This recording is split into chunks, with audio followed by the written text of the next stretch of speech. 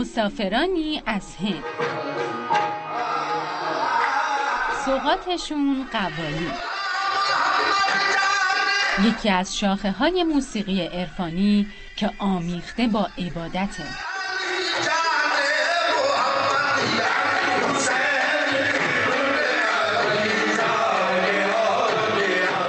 ایشون از شهر رامپور هستند و از قوالان سنتی هستند، چرا که فقط قوالان سنتی میتونند به زبان فارسی قوالی بخونند و از 250 سالشون خدمت دارند.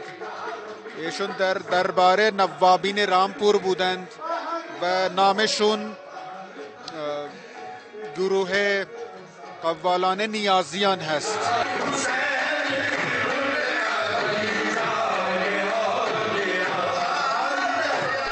هنرمندان مهمان مرکز شعر، موسیقی و سرود رسانه ملی بودند. مدح حضرت مولا و حضرت امام حسین و حضرت زهرای مرضیه بسیار در کارهای قوالان پررنگه.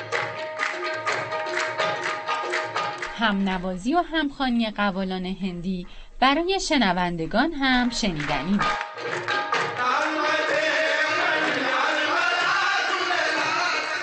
در مدح و معصومین اون هستن، حضرت پیامبر هست، ارتباط معنوی خوبی برقرار می‌کنیم. حضرت علی بود اولش، حضرت محمد بود، بعد شمس تبریزی خوندن و یعنی الفاظشون روحانیه.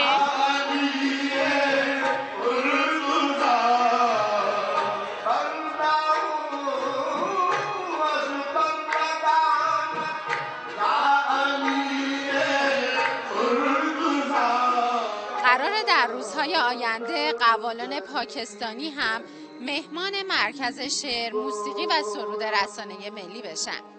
سحر قناعتی، خبرگزاری صدا و سیما.